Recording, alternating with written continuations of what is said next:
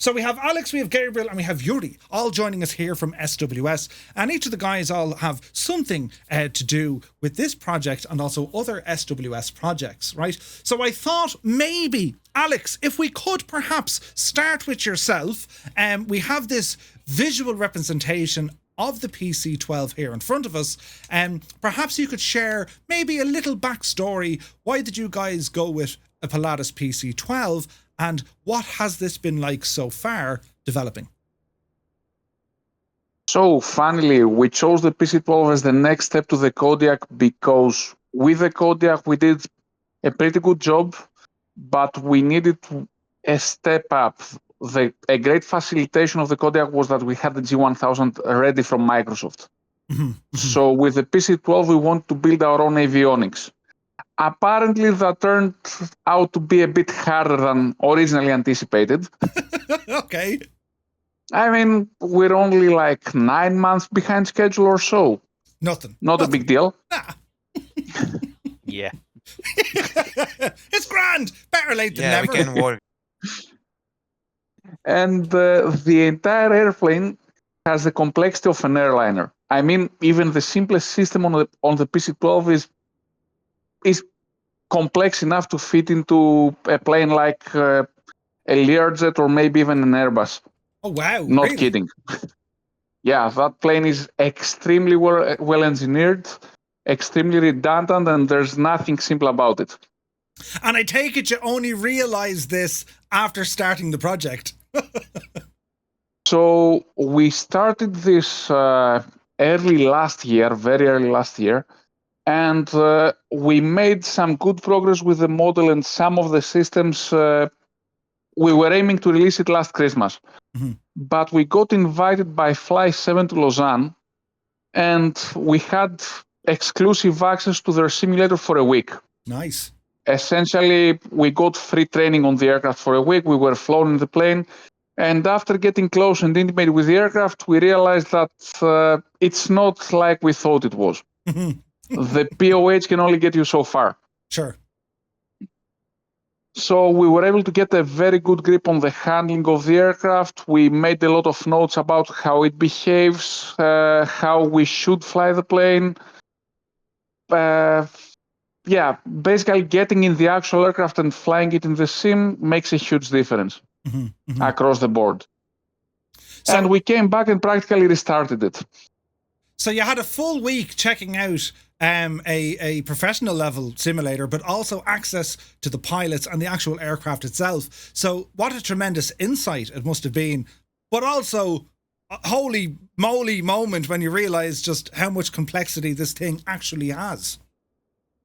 Yes, and this release of the PC-12, this initial release that we're looking at, is going to be aimed at a more, let's say, general crowd where there will be enough systems depth to keep you interested, but there won't be any failures. Some of the systems are more simplified under the hood, but everything on the plane works. I'd say it's at a Kodiak level plus a couple of steps above it. Oh, wow. That's a great statement. And tell me, when it comes to additional features, failures, is that on the cards? Is that something perhaps on your roadmap or as a future addition perhaps? So it is on the cards. We've already written some code for some more advanced modules, like a fuel control unit for the engine, which will support more natural behavior of the engine in terms of its startup, in terms of its fuel flow, in terms of its ITT. We're even considering adding things like, say, a fuel filter blockage that can lead to a wet start, to a hang start, or to a hot start. Wow. Okay, which will happen organically. Sure, but that's something for down the line. I mean, your focus now is release this aircraft, which you're aiming it to be Kodiak or slightly above Kodiak standards, which I have to say, that's a very high standard. So this is good news for us, right? Yes, hopefully it will be great news for you. The PC-12 is a great improvement on many aspects of the Kodiak. Although, to be honest, with all the setbacks and delays, I am kind of scared about it. But overall, we think it's a very solid product and it's going to push the bar higher from the Kodiak. there's some very strong competition coming from the M500 and the TBM 850 coming, but I think it's going to sit pretty well. That's awesome. And I love that, because for you it's not good at all, right? But for us it's brilliant, because we can now see developers looking at other developers thinking, oh, that's good, we want to do something like this now. I mean, the end user, us, we win big style, because we can see developers really push themselves, really challenge themselves to make the next aircraft better. So it's fantastic. So and it's also a business and design decision. For example, many people contacted us and said, guys, we want the failures. We don't want, because I need to clarify that the PC-12 is going to be a 2-stage release for this aircraft, and there's going to be a paid for expansion that will include the failure if there's demand for it. So the initial release will be a complete aircraft minus a couple of features on the HSI, which we're going to add into a free update to the aircraft, because these need a lot of extra work and R&D. And we're also going to update the aircraft with a tablet and some other things under the hood and in the cockpit. This will be free. The failures will be an extra module. But looking at the competition, we also had to make some decisions about how to price the aircraft and how much to put into it, because not everyone wants failures, but most people want to have a cargo version or a commuter version. So the price of the PC-12 is going to be in the range of 30 euros, give or take. It's not going to go much above or below that, but that's the ballpark. That's really you're getting that's I think reasonable pricing, and it will include the 3 variants. It will include a fully functional aircraft. The flight model is as close as we can get with Flight Simulator, and we're striving for high quality. We are planning to include different interior configurations in terms of Fly 7's fleet, for example. Every plane has its own internal style, its own carpet, its own upholstery, its own siding, its own type of hood in the cabin. So all of that will be easily interchangeable across aircraft. Each plane should come with its own interior styling. And that's the goal. I love that. That's awesome. That's awesome news. Right, okay, so what we'll do, fantastic introduction, Alex. You're a natural at this. Very, very good. And we're going to jump over perhaps maybe to Yuri if you're there, and just to, explain what you do at SWS and some of the things you've worked on for this project. Okay. When he's not complaining at me, that is. Brilliant. Yes. Hello. For the PC-12, we took a good look at the real aircraft, and we tried to gather as much material as possible from the original equipment manufacturers, and to try to simulate as many systems as possible, but also to simulate them as close to the real thing as possible. That involved creating specifications from the actual manufacturer manual, looking over videos, photographs, and of course collaborating with the great community of Flight Simulator, with real-life pilots we have as testers.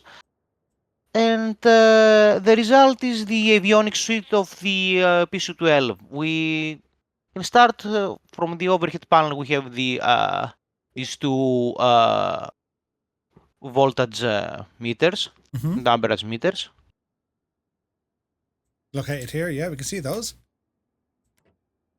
Yes. These are, of course.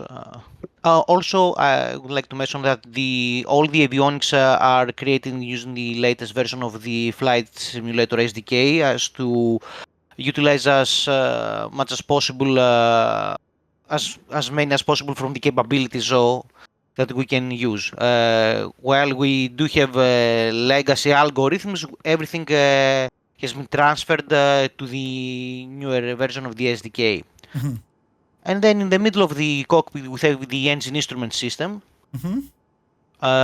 which contains a multitude of useful engine information. It is you can press the test button, and it uses a custom-made font and the graphics, which are as close to the real thing as we can get them, including the timing for the test mode functions. It also has algorithms for the fuel reset, trying to simulate the actual sensors with the delays and the levels of complexities that exist in the real aircraft. For example, it doesn't change the fuel level in real time. You can refuel the aircraft, and then you actually need to go over and press the fuel reset button in order to reset it properly. Oh, nice. And you will not gain fuel in flight. Just have to say that. No mid-air refueling. Yeah, we can refuel in flight if you want to, but you still have to reset it. Nice. And tell me, the custom fonting, for us, we just see it looks different and it looks very nice. But I imagine that's a huge undertaking just to change how letters appear on a screen, right? We took the material from the original instrument as much as gather, and yeah, there are custom. Everything is made from scratch. All the function of the blinking of for the generators voltage right now, the animations for the elements for the torque and ITT and fuel quantity, everything is custom made, and it's animated using our own in-house development. Some systems are simpler, like the temperature indicator we have a bit above the throttle. Others are way more complex, like the EIS or the ADI and the HSI system. But even for some of these, let's call them a bit less complex systems, like the Thom and PC-12 clock, even with them we try to accurately replicate them. And for example, the clock has its own internal variable to better simulate the errors when it is set up and it's calibrated. Oh, nice. To put it plainly, if you go to another time zone from your departure, you need to actually go over to the clock and reset it to the current time zone to have the accurate time. Wow, I love that. That's brilliant. Yeah, it also includes the chronograph functions and the countdown functions. Then we have the Honeywell altimeter. Yes, this is a clock here. We are also trying to accurately portray all the colors using photographs. They are very unique. Yeah, they're very unique. Yes, this is the Honeywell altimeter. It also features custom animations for the tens digit. If you turn the bottom, yes. We try to replicate the function as the original instrument. That's beautiful. I just want to play with this now. Look at those animations. Beautiful. Yeah, and they're not smooth exactly like in real life. They jump like every 30 degrees and whatnot. Even the digits deform. I love that. The jump are about every 6.6 feet.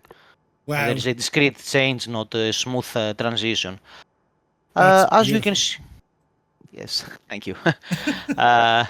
I can say that I enjoyed creating this particular instrument.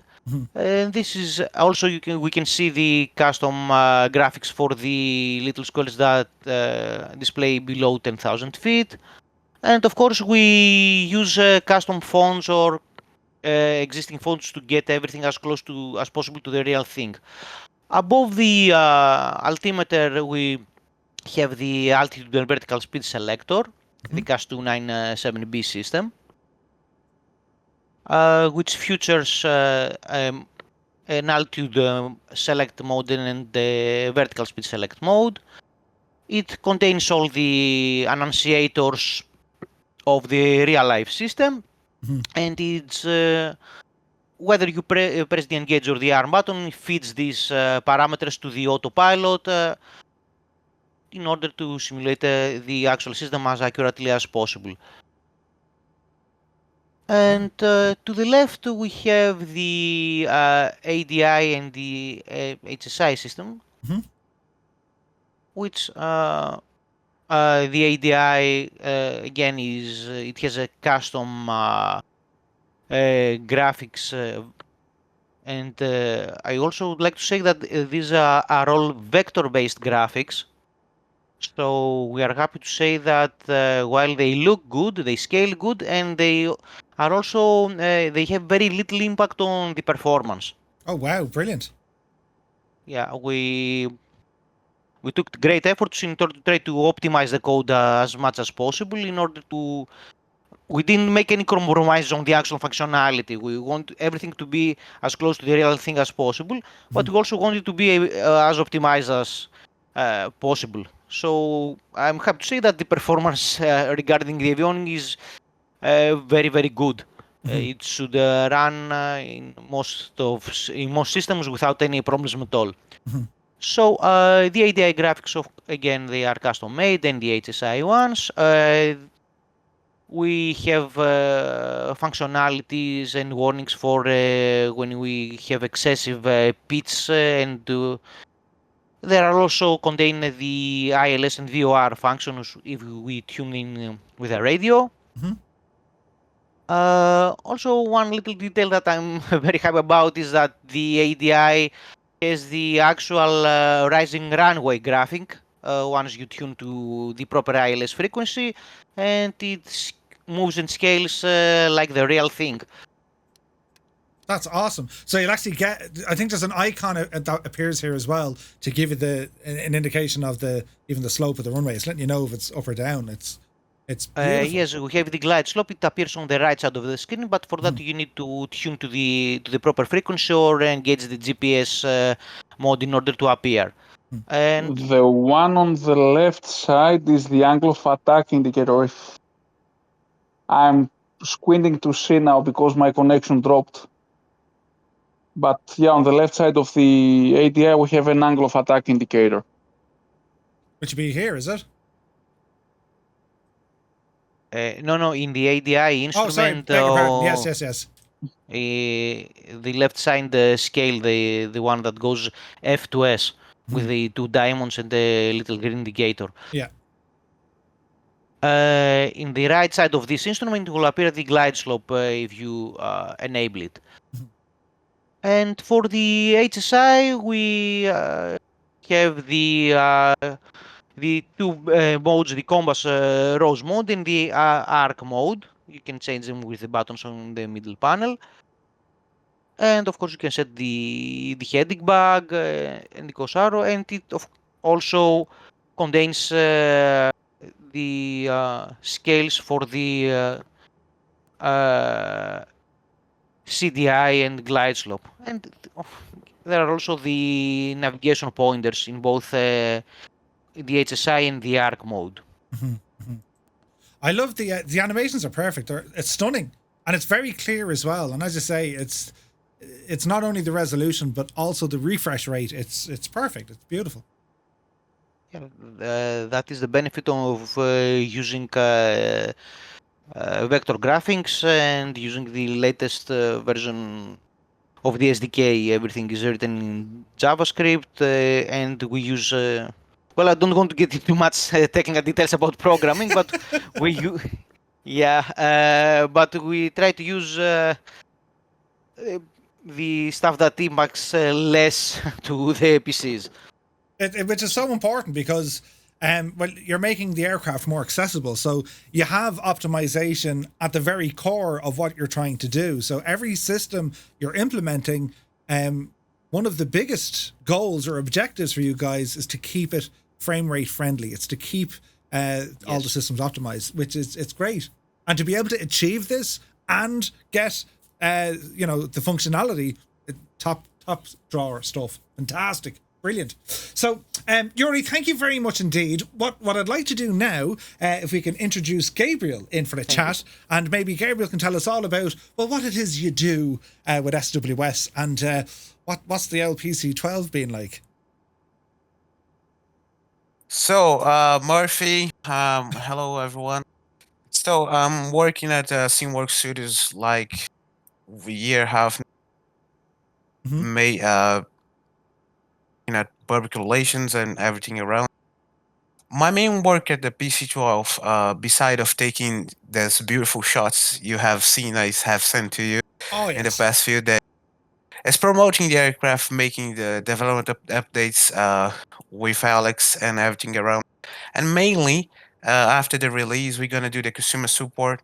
So this is one of the most important things about we at the Simworks Studio care.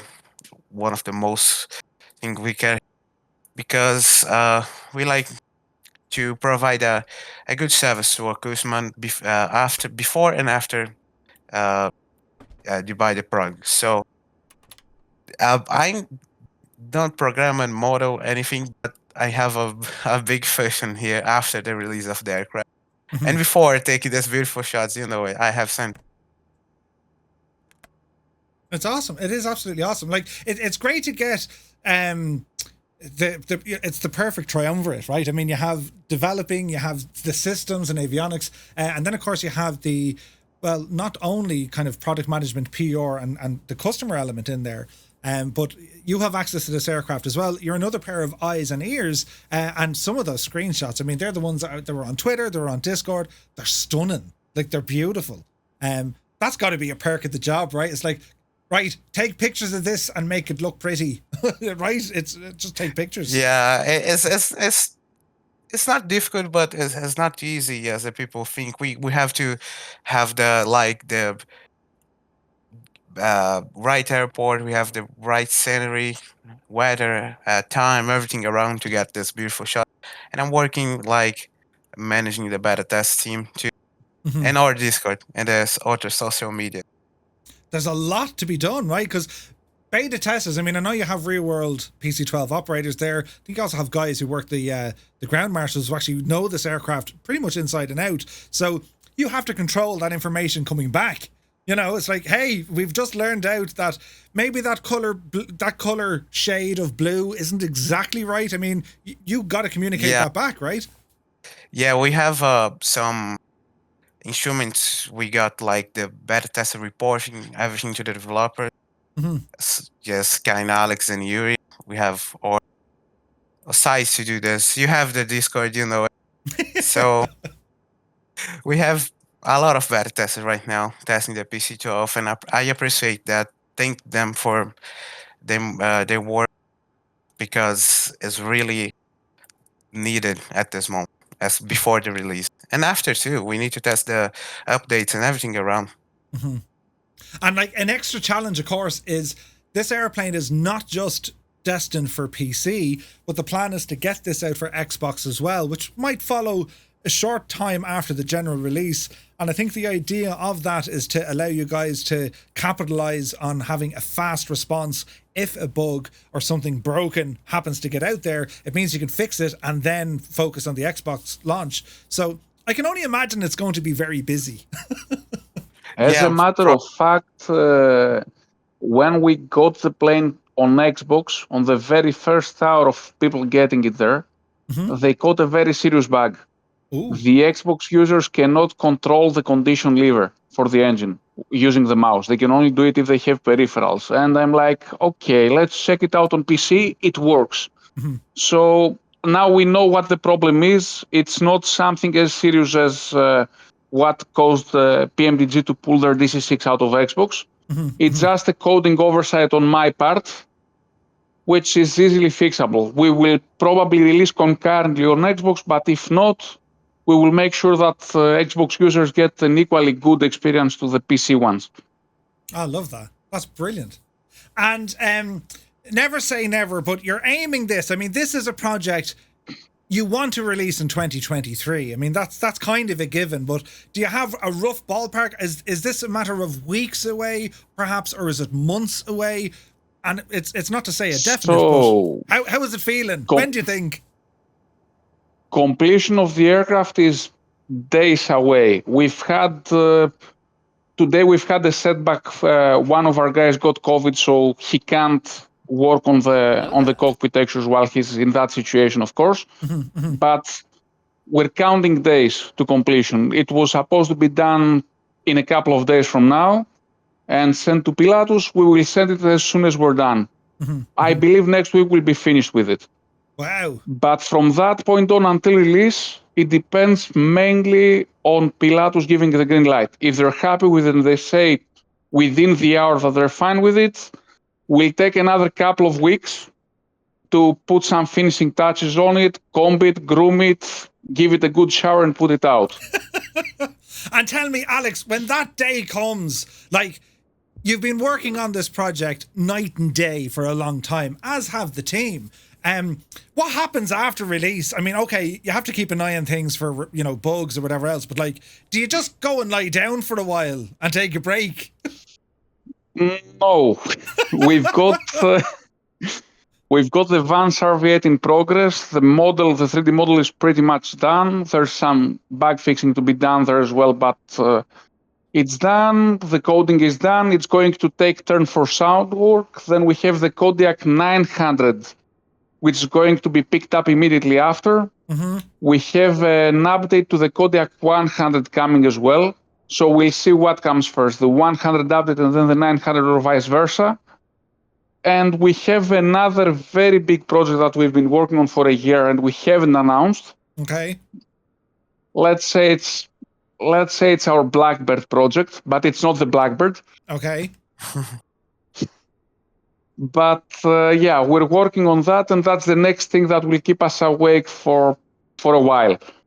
And would it be safe to say that this super secret project is an undertaking greater than everything you've done combined to date? If it wasn't for the 727 that we're going to work on with Raul from FS Reborn, I'd say yes, easily. Wow. The future is bright. The future is bright. Well, listen, lads, thank you so very, very much indeed for joining us, for allowing us to showcase an early work build, or nearly at the final finishing line. What I'm going to do next, I'm just going to start up the aircraft so our viewers can actually hear this thing. I'm not going to fly it, because we'll keep that for a later date. Because Alex, I was even saying to you, it doesn't feel right. Things are happening, and you're like, Murphy, you're stupid. Read the book. It's doing exactly what it's supposed to. And I was like, oh yeah. Right. So when it comes to flying this thing, it's an experience just to fly the aircraft. But what I want to do, I'm just going to start it up so we guys can hear the sounds. But I do want to say a massive thank you to Alex, to Yuri, and to Gabriel for joining me on the line here from Simworks Studios. Guys, I wish you every success with this. It looks fantastic, and I'm really excited to get this flying. Thanks a lot, and I hope you like it and everyone likes it where it's out. It's a labor of love, and it's been a long time in the making. We want to do it right. Awesome Thank stuff. you, Murphy. As Alex said, we expect everyone like the airplane. The guys are putting like hard work on it, so I think it's everyone gonna like it. As a beautiful plane. PC-12, we're gonna see it soon in the flight simulator for everyone. Exciting. It's exciting, lads. Thank you for having us. And also, I'll tell you that read the manual is something you'll definitely need to do once you try to figure out all the systems. It's very, very close to the real thing. There's a good chance I'll hot start this now in a second. It'll be grand. I reckon I'll be grand. But don't do this. You fire up the engine. Yeah, right. Do you know what I mean? I'd be grand. Fingers crossed. It'll be fine, right? But I'm going to put on my fireproof suit. Do you want me to walk you through the startup process? No, go on. I'll be all right. I'll chance it. To say I have an idea I probably don't, but I reckon I'll do it. It shouldn't explode, but if it does, at least then we know I'm the cause of it, you know. But I disable the failures and fires for now. You shouldn't have told them that. You should have said, "Yeah, Murph, you're brilliant." Super stuff. Okay, well, listen, we'll do a startup and just so people can hear the aircraft. But guys, listen, as I said, it's been an absolute pleasure. Thank you so much for taking the time out of your busy schedule to be with us here tonight, and really looking forward to this one. And we'll have to have you back on soon. You know, you need some rest though, Alex. Like at least a day off. Just one now, but you know, just you've earned a day. You know. I see about it. For now, I'm going for a dive. I stay on the stream for a while and go for a dive. Nice. All right, lads, we'll end this call and let's see what I can do to start it up. But, all right. Thank you very, very much indeed. Sweet. Take care. Have a good day, Murph. Take care, lads. Thank you for... Right. No, you hang up. No, you hang up. No, you hang up. You'll be there for ages. What a great bunch of lads. Aren't they a great bunch of lads? Right. Why do I put myself into these situations? So here we are. Oh, Jesus. I'll turn it off. Right, cold and dark. Because we want to listen to the sounds. And remember, nothing's final yet. It's still being worked on, right? Did you see the jacks? I'll show you the jacks, didn't I? There is a jacks there, lads, right? You know. Yes. Right? And, right, anyway. So there's a jacks, right? Going to need an air freshener. Right, pull up the old door here. Do not undore us. Hear the sounds. Green indicators, grand. Pull down the blinds if you want. Or leave them up. The seats, look at the seats. Oh, behave. I'm talking to Billy seat. What does that do? Oh, that's an armrest. I'm talking to Sally Ann seat. Right, very good. Right, now, does it flush? It does, Muse, it does. Right, lads, let's see what we're going to do here. So it's the sounds. I'll shut up and you just listen. How's that?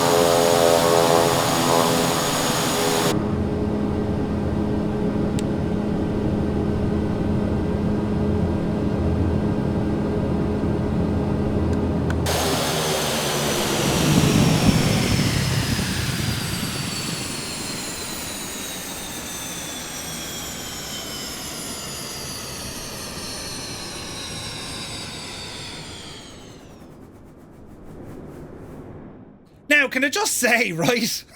That's for the 5-bladed prop. It'll also ship with a 4-bladed prop, lads. Right? I mean, isn't that the cat's pajamas? If ever you heard of a cat wearing pajamas, isn't it amazing? It's stunning. Absolutely stunning.